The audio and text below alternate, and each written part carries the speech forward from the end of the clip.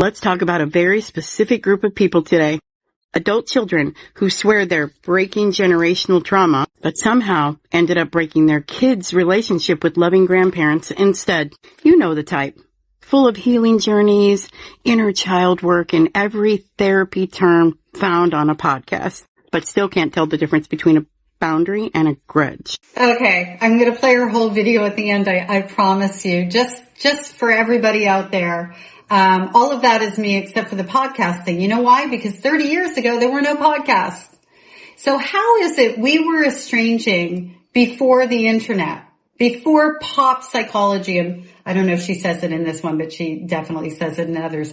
Before all these words she just described, which by the way, those words were around back then. I did go to therapy back then. I estranged even before therapy though, with my mother. My grandparents was during therapy. Thank goodness I had that support then. How were we doing it then before the internet? How come they never ever addressed that? Ever. If you see a video out there where one of the estranged parents, and by the way, I'm not an adult child. I'm no longer identifying myself that way anymore because I'm no longer a child. I am an adult daughter. Okay. Just to be clear. So I'm no longer allowing space for that because of the fact that I've started to feel like they are infantilizing us, diminishing us by calling us adult children and still keeping some sort of ownership over us, even though saying my adult daughter or adult daughters and sons also indicates some ownership, but it's different to me. I don't know. It just sits somewhere else. So anyway, all of those things she's talking about existed 30 years ago, with the exception of the podcast that I didn't get to listen to, which I wish had been there, because maybe if I had had access to what we have now, I would have never exposed my children to my mother in the first place, or my grandparents, or anybody related to that side of the family. Maybe I even would have gone to therapy earlier. I didn't start till I was 26.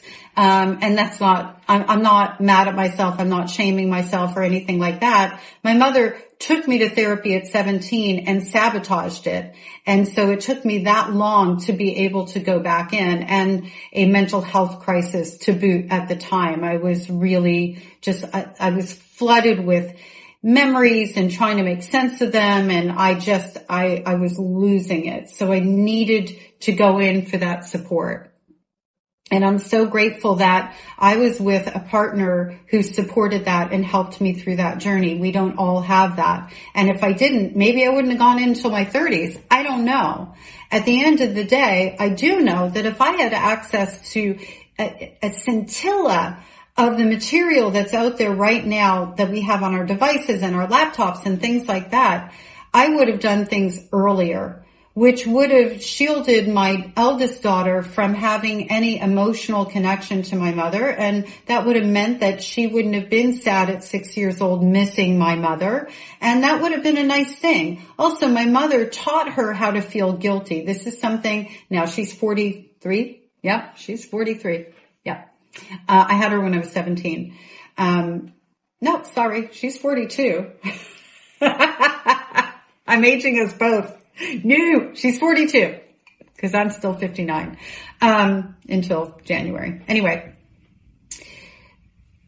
she has told me in recent years that she felt guilty as a small child because she would watch how my mother treated everyone else in contrast to her, especially her little brother, and that it hurt her feelings and she felt bad for them and she couldn't understand it. And so there was a negative outcome from her relationship with my mother. The other thing she was learning and has had to unlearn is to quantify love. Because what my mother did was my mother would give her the biggest of everything, the best of everything.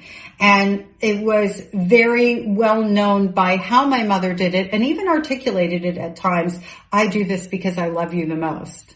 And so what does a small child learn from that? That love is to be quantified, and that love is attached to things that somebody does for you. And if they aren't doing those things for you, that same child is going to feel like, oh, you don't love me that much. And it creates all sorts of terrible emotional issues that don't need to exist, but for the fact that I didn't have access to things to let me know that I shouldn't be there.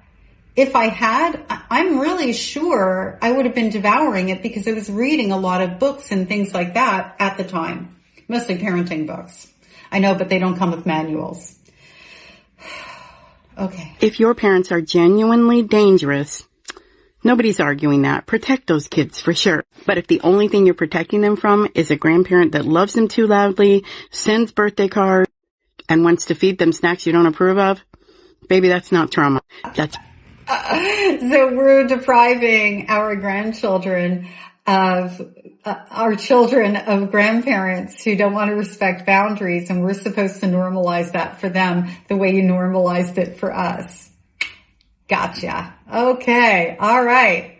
Right? I mean, she just said it. We love them too much. We send them birthday cards, and it's not about the birthday cards. There's something sticky in there. And we give them sweets you don't want, the snacks you don't want them to have.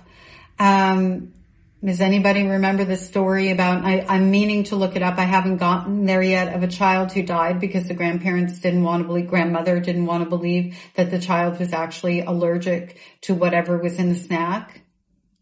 Right? And I know that that's,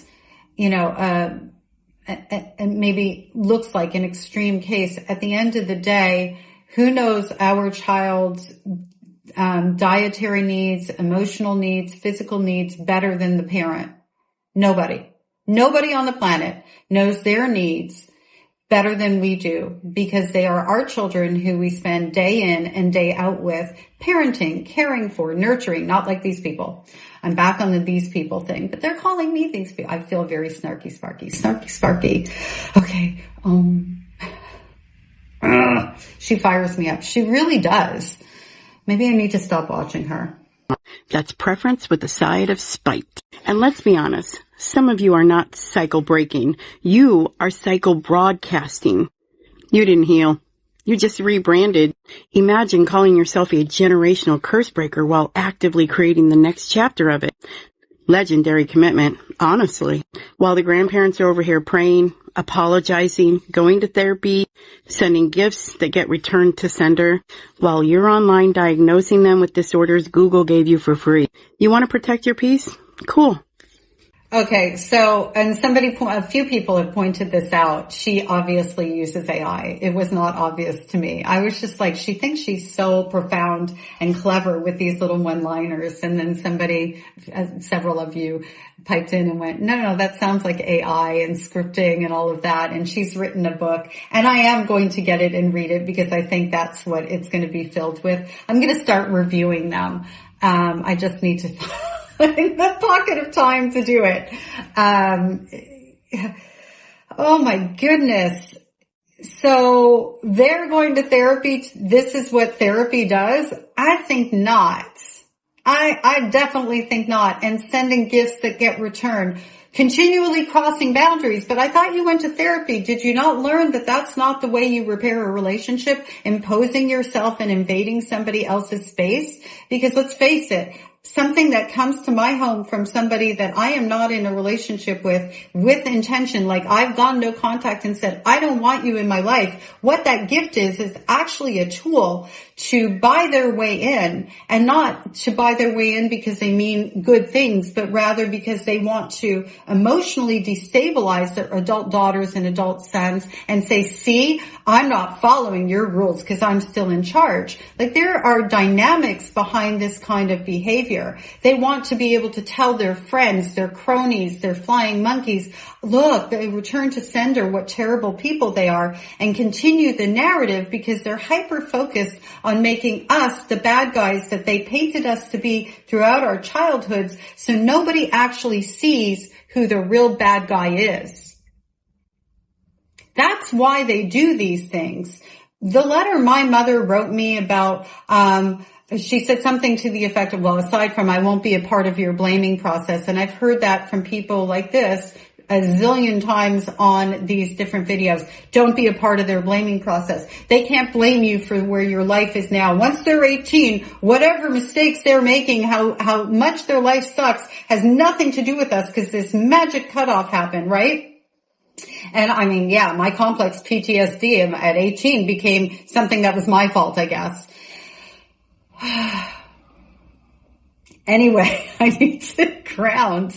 I even lost my train of thought there. Once we turn 18, like magically so my mother wrote this letter in this way that it said, I will not be a part of the blaming process for where your life is right now. And at the time, I was really confused because I was like, I'm in a solid relationship. I'm going to school full time. I'm working.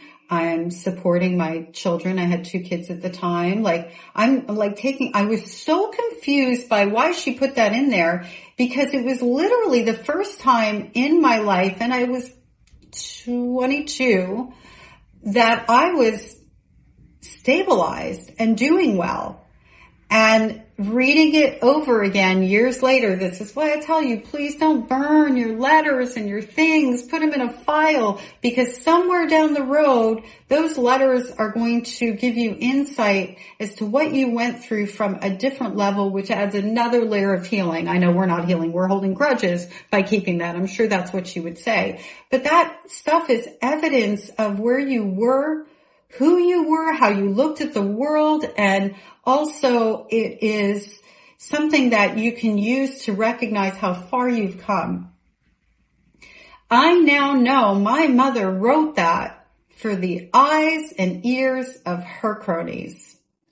She was smear campaigning me. I'm like losing my words. She was smear campaigning me in that letter to my face, so that other people would think that I was struggling and that I was walking away from her because I was what?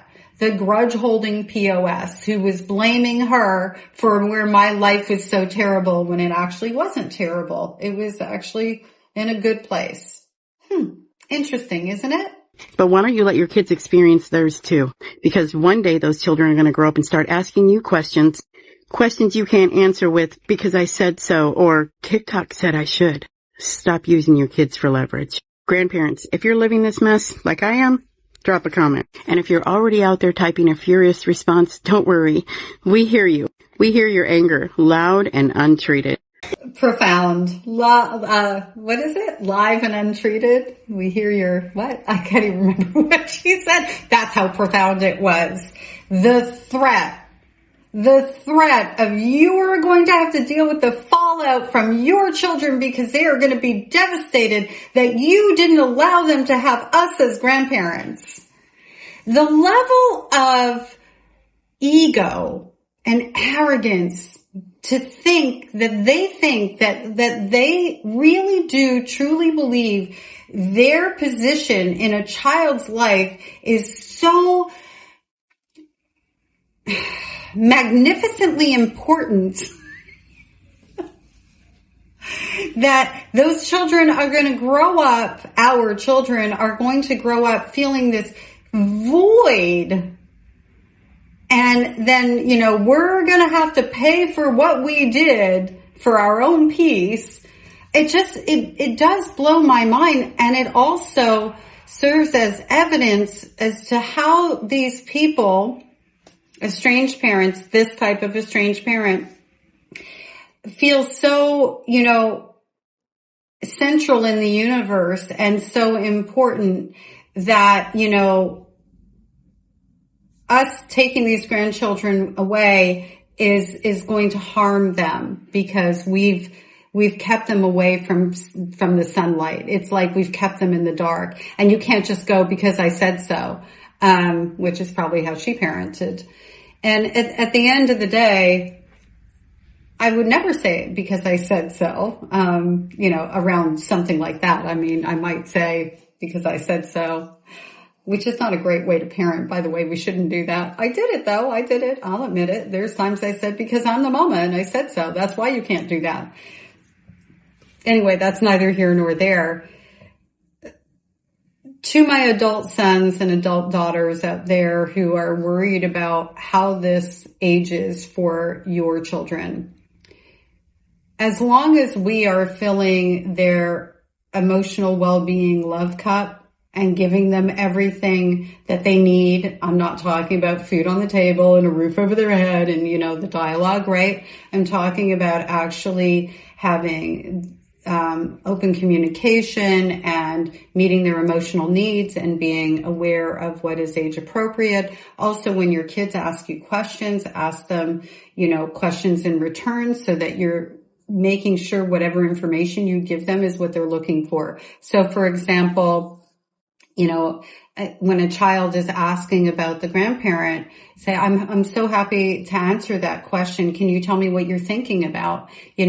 Kind of dial down a little bit so that are they really talking about the grandparent that's theirs? Are they talking about seeing that other people have grandparents and they're confused why they don't? Are they missing that? So that we don't end up projecting our feelings onto them about how they may or may not feel about it. So verifying is really important when we're parenting under all circumstances, not just this one. My children grew up with the knowledge that my mother was not an emotionally safe person. That was in the early days. They didn't know she dropped me out of a 2-story window until they became adults, in fact.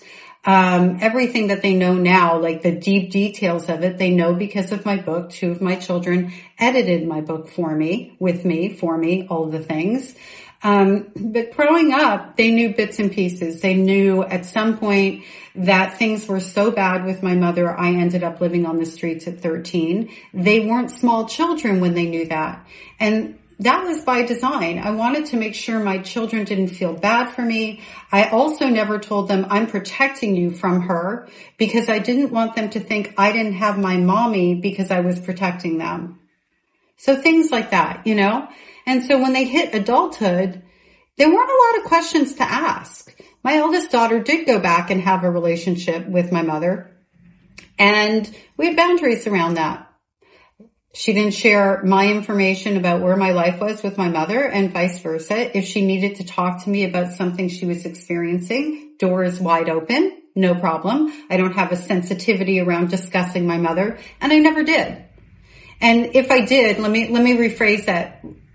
Not I never did. Of course I did. However, it was on the inside. So I didn't have a sensitivity that my children would be aware of. I didn't feel like, oh God, we have to talk about that or anything where they saw that. Might have felt that way behind the scenes. And sometimes I felt angry that I was in a situation where that conversation ever had to take place. Because I should have had the kind of mother that I could be in a relationship with so that my children could have a grandmother. She doesn't want to recognize that. And the way that a lot of these estranged parents are operating now is they just want to bypass their adult sons and adult daughters and go straight for the kids. Why is that? Why don't you want to repair the relationships so that you can be a healthy role model for your grandchildren that you profess to love so much? How much do you actually love them if you're not willing to do that to be in their lives? I think I'll leave this here.